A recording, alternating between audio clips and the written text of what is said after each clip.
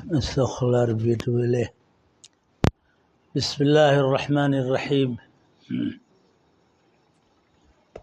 الحمد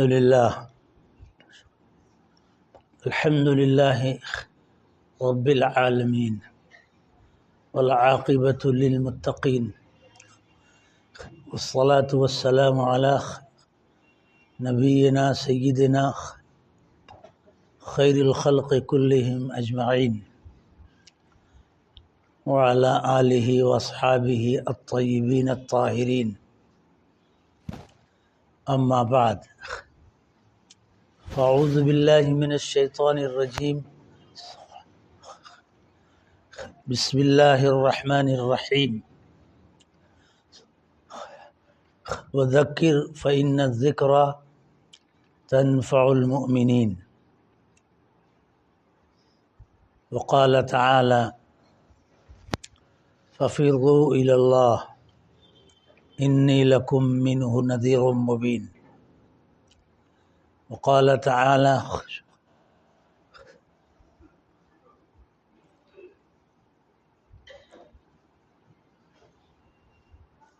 إن الذين آمنوا وعملوا الصالحات كانت لهم جنات الفردوس نزلا خالدين فيها لا يبغون عنها حولا. صدق الله العظيم. وقال النبي سيدنا مولانا نبينا محمد صلی اللہ علیہ وسلم: من خاف أدلج، ومن أدلج بلغ المنزل، أو كما قال صلی اللہ علیہ وسلم. یا رب صل وسلم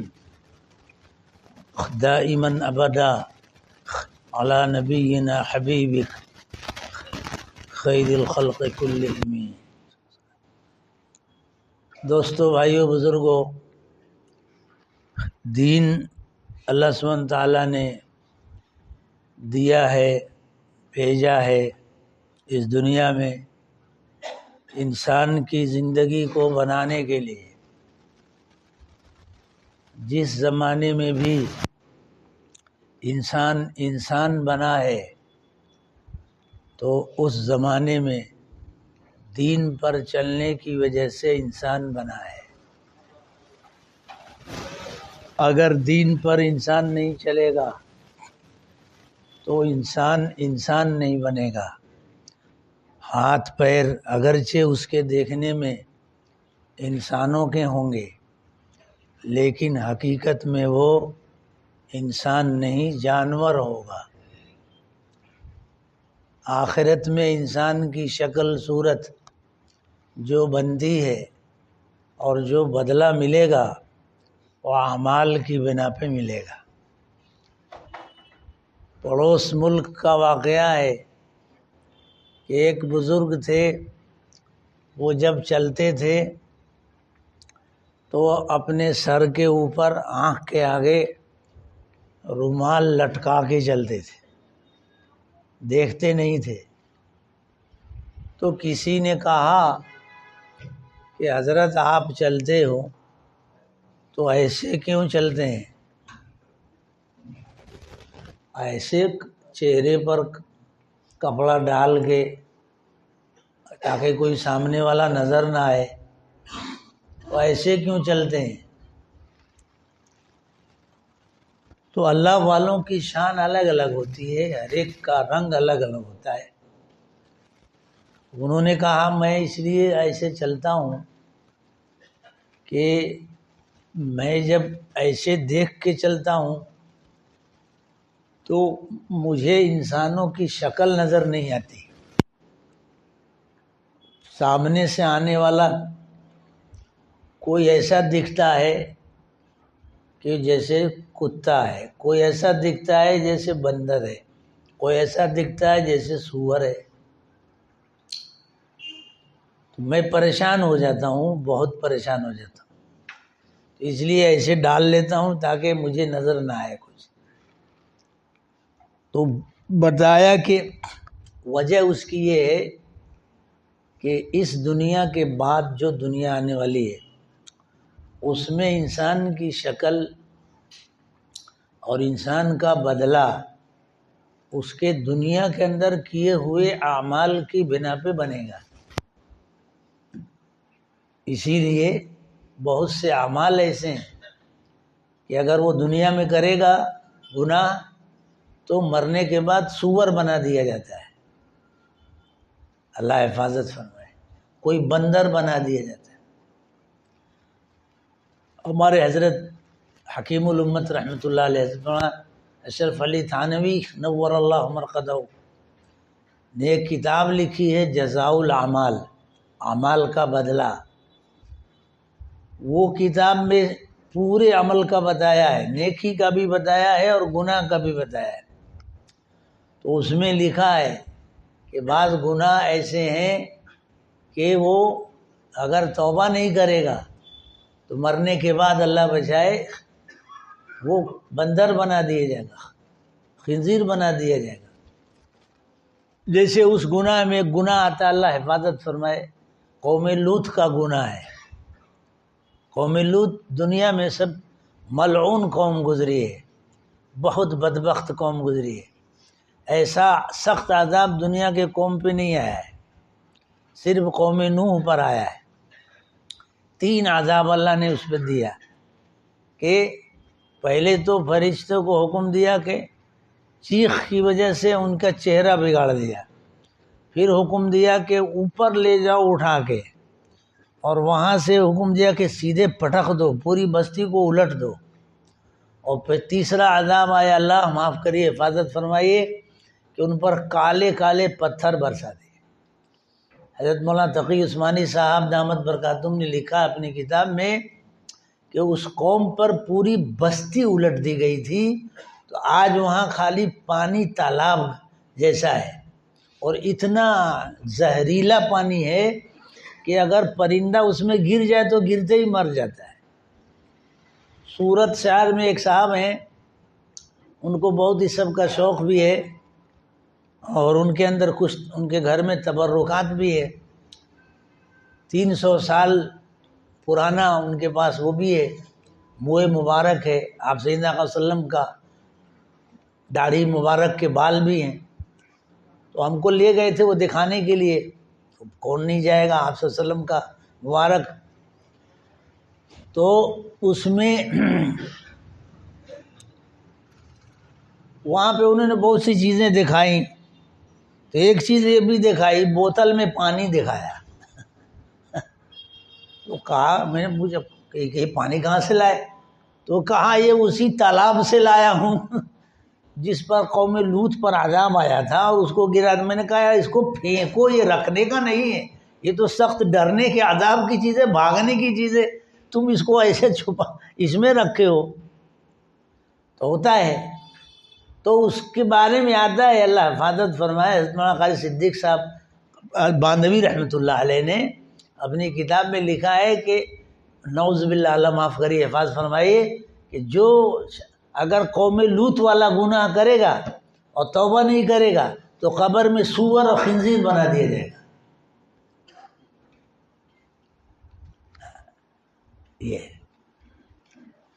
یہ سب سے پاکیزہ زندگی اسلام نے دیا ہے۔ تو اسلام میں ہر گناہ کا توبہ ہے، اور توبہ کر کے آدمی پاکیزہ بن جائے۔ تو اس لیے اب دنیا کا چل چلاؤ کا وقت ہے، دنیا آخری مرحلے میں ہے۔ اب حضرت نبی پاک صلی اللہ علیہ وسلم کے بعد کوئی نبی نہیں آئے گا، اسلام کے بعد کوئی دین نہیں آئے گا۔ اسلام آخری دین ہے اور سب کا دین ہے، اس کے بعد صرف قیامت ہی ہے اور کچھ نہیں ہے۔ اور اسلام سب کا دھرم ہے، سب کا دھرم ہے۔ حضرت نبی پاک سیدنا آقا مولا محمد صلی اللہ علیہ وسلم سب کے نبی ہیں، جو مانے گا اس کے بھی، جو نہیں مانے گا اس کے بھی۔ اللہ نے سب کے طرف آپ کو بھیجا ہے اور سب کو حکم دیا ہے کہ مانو۔ اللہ کا احسان ہے کہ ہم آپ صلی اللہ علیہ وسلم پر ایمان لے آئے، اللہ پر ایمان لے آئے آپ کے واسطے سے، اور آپ صلی اللہ علیہ وسلم پر ایمان لے آئے۔ اللہ نے ہم کو آپ صلی اللہ علیہ وسلم امت بھی بنایا۔ تو اب ہم لوگوں کو اس نسبت کا لحاظ رکھنا ہے، ہماری پہچان رکھنا ہے. جیسے بادشاہ کا لڑکا ہوتا ہے وہ اپنی پہچان نہیں چھوڑتا ہے. کوئی سیٹھ کا لڑکا ہوتا ہے تو اپنا وزن رکھتا ہے، کوئی انجینئر ہوتا ہے تو اپنی پہچان رکھتا ہے، ڈاکٹر ہوتا ہے تو اپنی پہچان. اسی طرح ہم مسلمان ہیں اور سب سے بڑی عزت مسلمان ہونے کی ہے، تو ہم کو اپنے مسلمان ہونے کی عزت کو باقی رکھنا ہے، اس کو نہیں ختم کرنا ہے. اگر خطا غلطی ہو گئی تو توبہ کر لینا ہے. توبہ کا دروازہ اللہ سبحانہ تعالیٰ نے سب کے لیے کھولا ہے. کیسا بھی خطا کار ہو، کیسا بھی گناہ ہو، توبہ کرے گا اللہ معاف کر دیں گے. ان سے بڑھ کر کوئی کریم نہیں ہے اور ان سے بڑھ کر کوئی رحیم نہیں ہے. وہ تو گناہگاروں کو بلاتے ہیں، آؤ کہاں جا رہے ہو. یہ بزرگ ہیں، ان کے بارے میں عجیب و غریب یہ واقعہ ہے، لکھا ہے کہ ان پر ایک کیفیت طاری ہو گئی. دل کا حال خراب ہو گیا تھا ان کا، یعنی بے چینی رہتی تھی، اور دل کا سکون صرف اللہ سے تعلق میں ہے، کیونکہ دل کو اللہ نے بنایا ہے اپنے لیے. ہر جسم کا ہر حصہ دیکھ لیجئے وہ ایک الگ نوعیت کا ہے. پاؤں 2 بنائے اللہ نے، کان 2 بنائے، لیکن جو اصل مرکزی چیز ہے دل، سلطان البدن ہے، وہ تمام اعضاء کا بادشاہ ہے، وہ اللہ سبحانہ تعالیٰ نے ایک بنایا ہے. کیوں کہ دل میں صرف ایک رہنا چاہیے. کون؟ وہ اللہ ہے. تو اس میں آج کل بے چین ہیں لوگ، کروڑ پتی ابج پتی بے چین ہے، ابج پتی بے چین، عجیب بے چینی ہے. تو وہ اللہ والے ایسی ہی بے چین تھے تو گھر سے نکل گئے اور چیختے ہوئے جا رہے تھے، این قلبی این قلبی، ہائے میرا دل کہاں چلا گیا، ہائے میرا دل کہاں چلا گیا. جب دل سے اللہ کا خوف اور دل سے اللہ کی محبت ختم ہو جاتی ہے تو یہ دل جنگل ہو جاتا ہے، یہ دل جنگل ہو جاتا ہے. اس دل کو بنانے کی ضرورت ہے.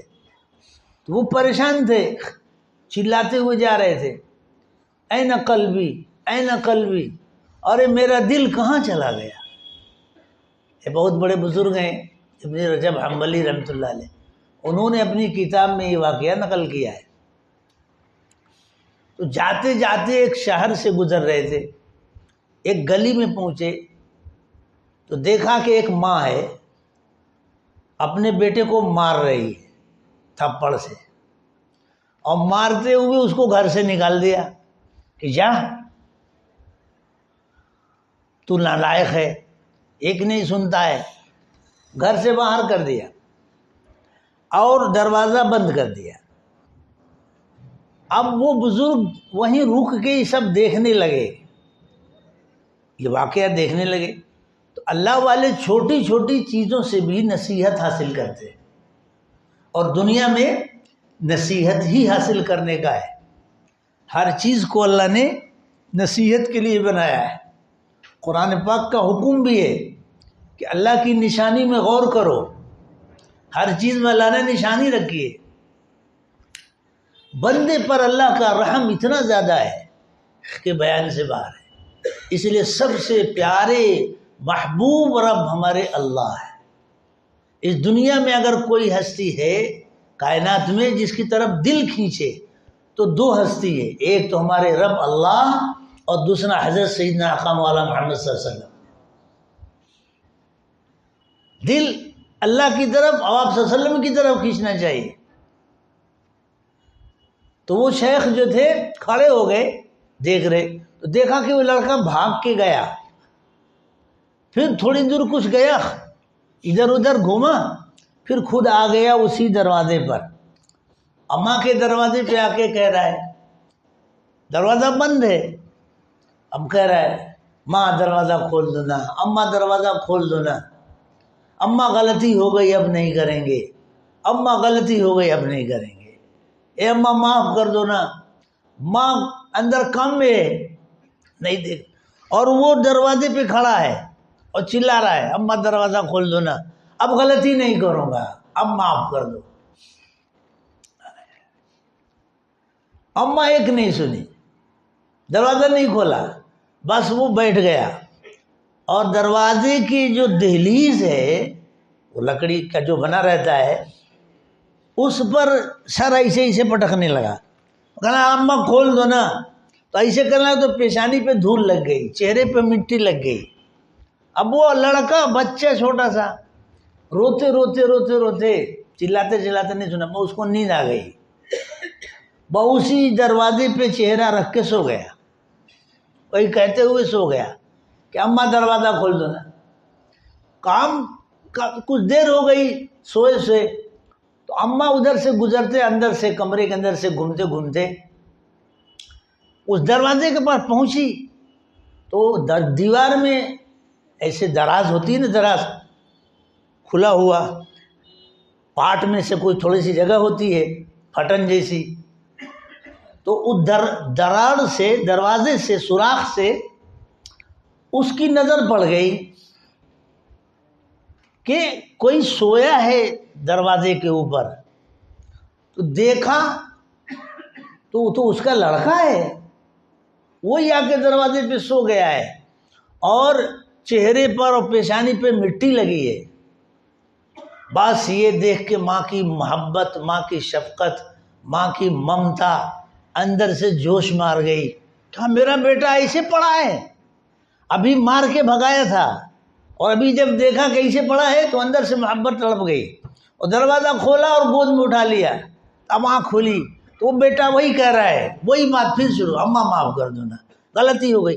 تو اب وہی ماں اس کے سر پہ ہاتھ پھیر رہی، کہہ رہا بیٹا میں کہاں تھی کہ تم کو ماروں، کہیں ماں اپنے بیٹے کو مارتی ہے کیا، مگر تو نے غلطی کی نا، تو نہیں سنتا ہے، سنے ہوتا تو میں کہاں مارتی، چلو معاف کر دیا۔ اب وہ بیٹے کو سمجھاتے ہوئے اندر لے گئی، چہرے سے مٹی پوچھا، پیشانی سے مٹی پوچھا، اس کو پانی پلا رہے، کھلا رہے۔ وہ اللہ والے یہ منظر دیکھ کر تڑپ گئے، اور پھر کہا ہاں وجدت قلبی، میں نے اپنا دل پا لیا، یہ دل مل گیا۔ کہا یہی معاملہ ہے بندے اور خدا کا،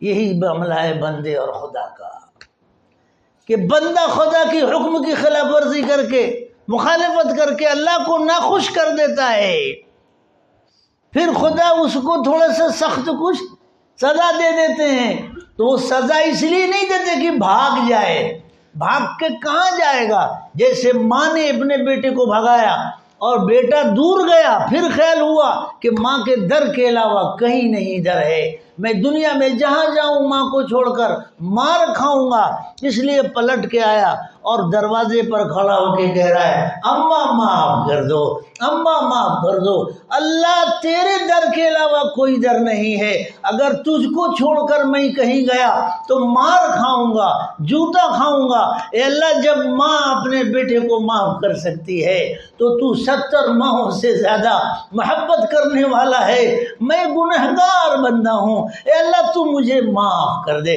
وہ جو ایک کیفیت میں چیخ مار کے رونے لگے، کہا اللہ تو ہی معاف کرے گا، اللہ تو ہی معاف کرے گا۔ لکھتے ہیں کہ جب بندہ اس کیفیت کے ساتھ روتا ہے تو اللہ کی رحمت کے سمندر میں جوش آتا ہے اور خدا سارے خطاؤں کو بخش دیتے ہیں۔ اس لیے اللہ کی عزت کی قسم، میں اور آپ اور دنیا کا کوئی شخص بھی اللہ سے زیادہ مہربان، اللہ سے زیادہ محبوب، اللہ سے زیادہ چاہنے والا، اللہ سے زیادہ کرم کرنے والا اللہ کی عزت کی قسم نہ کبھی پائے گا، اور نہ کبھی پایا ہے اور نہ کبھی پائے گا۔ اس لیے ہمارا آپ کا چین و سکون اسی میں ہے کہ پلٹ کر آئیں اپنے اللہ کی طرف، پلٹ کر آئیں اپنے رب کے حضور۔ غلطی ہو گئی، اب تک سچا مسلمان نہیں بنے، لیکن کب تک دور رہیں گے، کب تک دور رہیں گے؟ قرآن کہتا ہے انا توفکون، انا تصرفون، تم کہاں پلٹ کے بھاگ رہے ہو، تم کہاں جا رہے ہو؟ اللہ کہنے ففروا الی اللہ۔ اس آیت میں اتنی اپیل ہے، اتنی اپیل ہے۔ اللہ بندوں سے کہہ رہے کہ تم کہاں جا رہے ہو، بھاگ کے آؤ میری طرف۔ قرآن کہہ رہا فَفِرُّوا إِلَى اللَّهِ، بھاگ کر آؤ اللہ کی طرف۔ اس لیے میرے بھائی بزرگوں دوستو، اس وقت ضرورت ہے توبہ کی۔ توبہ میری بھی ضرورت ہے، توبہ آپ کی ضرورت ہے، توبہ امیر کی ضرورت ہے، غریب کی ضرورت ہے، فقیر کی ضرورت ہے، سب سے بڑھ کر نبی کی ضرورت۔ جب توبہ رہی تو ہماری آپ کی ضرورت تو 1000 درجے بڑھی ہوئی ہے۔ اس لیے توبہ پر آئیں، توبہ پر آئیں۔ سیدنا آقا صلی اللہ علیہ وسلم فرماتے ہیں تم خدا سے توبہ استغفار کرو، کیونکہ میں ایک دن میں 70 مرتبہ سے زیادہ اللہ سے توبہ کرتا ہوں۔ اس لیے توبہ پر آئیں ہم اور آپ، توبہ پر آئیں، توبہ استغفار۔ میں آپ کو ایک بات صرف 2-3 منٹ میں سنا دوں۔ علامہ ابن کثیر رحمۃ اللہ بہت بڑے اللہ والے گزرے ہیں، 24ویں پارے کی یہ آیت ہے۔ آپ اس کو بعد میں امام صاحب سے یا کسی عالم سے لکھ لیجئے گا اور دعا میں یہ آیت مانگیے گا۔ دعا ہے، شروع کی آیت 1-2 چھوڑ کر، غافر الذنب قابل التوب شدید العقاب ذی الطول لا الہ الا هو الیہ المصیر۔ اس طرح پڑھنا ہے، ورنہ دعا میں ایسے ہے، قابل، آیت کریمہ میں قابل التوب ہے، شدید العقاب، ذی الطول کیونکہ اوپر سے ہے۔ اس صورت کے بارے میں سورہ مومن کی ابتدائی آیتیں ہیں۔ جب یہ صورت نازل ہوئی تو ایک واقعہ لکھا ہے علامہ ابن کثیر رحمۃ اللہ علیہ نے کہ سیدنا عمر رضی اللہ عنہ کے زمانے میں بہت شارٹ میں جا رہا ہوں، نہ تفصیل پھر کسی وقت کروں گا، مختصر بتا رہا ہوں کہ حضرت سیدنا عمر رضی اللہ عنہ کی خدمت میں ایک شخص آئے تھے دور شہر سے، یعنی دوسرے ملک، دور شہر سے۔ کچھ دن رہے، آتے تھے جاتے تھے وہ، پھر کچھ دن غائب ہو گئے، نہیں ملے۔ تو سیدنا عمر رضی اللہ عنہ نے لوگوں سے پوچھا کہ وہ بھائی جو آئے تھے وہ کہاں گئے، کہاں چلے گئے، نظر نہیں آ رہے ہیں۔ تو لوگوں نے کہا حضرت ان کا حال تو آپ مت پوچھیے، کہا کیا ہو گیا؟ کہ حضرت ان کی حالت تو بہت خراب ہو گئی، وہ تو خالی شراب خوری میں، شراب پینے میں لگ گئے، شراب میں مست رہتا ہے، زندگی اس کی بگڑ گئی ہے۔ کس کے زمانے کی بات کر رہا ہوں؟ ارے بتاؤ نا، سیدنا عمر رضی اللہ عنہ کے زمانے کی بات ہے۔ ان کو خبر ملی تو کہا اچھا، تو اپنے سیکریٹری کو بلایا، کہا لکھو میری طرف سے خط لکھو۔ لکھوایا خط من عمر الی فلان، اور کہا یہ آیت لکھو، حامیم تنزیل الکتاب من اللہ العزیز العلیم غافر الذنب قابل التوب شدید العقاب ذی الطول لا الہ الا هو الیہ المصیر۔ کہ یہ آیت لکھ کے اور خط لکھ کے بھیج دو۔ وہ لے کے گئے، پھر گھوڑے سے بھیجا، لے کر خط پہنچا تو وہ آدمی کو ملا، تو کہا عمر نے خط لکھ، سیدنا امیر المومنین نے خط بھیجا ہے۔ تو وہ ڈرا، ارے پتہ نہیں کیا حکم ہوگا، شراب میں پی رہا ہوں، میں تو لگتا ہے مار لگے گی۔ خط پڑھا، وہ خط پڑھتے ہی میرے بھائیو دل میں ایمان ہے الحمدللہ۔ جب بندہ ایمان والا کتنا بھی گناہ گار ہے لیکن گناہ گاروں سے پیار کیجیے، ایمان ہے، کس وقت ٹرننگ لے گا اور اللہ کا ولی بن جائے گا خبر نہیں ہے۔ تو اس نے جب پڑھنا شروع کیا، شراب بے مست پڑھنا پڑے، کہتا ہے یا اللہ، کہا میرا رب، میرا رب، ارے کتنا پیارا رب ہے، میرے رب نے وعدہ کیا ہے، میرے رب نے وعدہ کیا ہے، غافر ذنب گناہوں کو بخشنے والا ہے، قابل توب توبہ قبول کرنے والا ہے، میرے رب نے وعدہ کیا، اور شدید العقاب، اور میرے رب نے خوف بھی دلایا ہے کہ دیکھو سزا بھی دیتا ہوں، سخت پکڑتا ہوں۔ پھر کہا ذی الطول، پھر یہ بھی وعدہ ہے کہ فضل والا ہے، اور کہا اسی کی طرف جانا ہے، یہ میرے رب نے کہا ہے۔ بہت بار بار پڑھنے لگا، اندر سے محبت آ گئی، زندہ ہو گئی، خط سے توبہ کیا، کہتا یا اللہ میں نے تیری طرف توبہ کر لیا، تب تو الیک یا ربی، اللہ میرے خطا کو بخش دے، معاف۔ ایسی پکی توبہ کی، زندگی بدل دی۔ کچھ دن کے بعد سیدنا عمر رضی اللہ عنہ نے پوچھا کہ اس کا کیا حال ہے، ذرا معلوم کرو۔ تو لوگوں نے خبر دی حضرت بہت بہترین حالت ہے، اب تو وہ متقی بن گیا ہے، شراب ختم کر چھوڑ دیا، اب دیندار بن گیا ہے۔ ایک آیت نے اس کی کایا پلٹ دی۔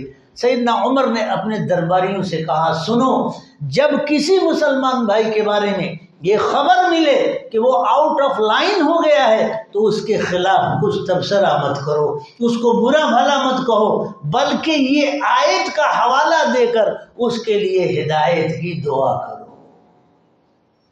اس وقت اسی کی ضرورت ہے کہ ہم خود ہدایت پر آئیں اور اپنے بھائیوں کے لیے توبہ کی ہدایت کی دعا کریں۔ اللہ پاک کہنے سننے میں اخلاص دے قبول فرمائے، عمل کی توفیق عطا فرمائے۔ آخر دعوانا ان الحمدللہ رب العالمین۔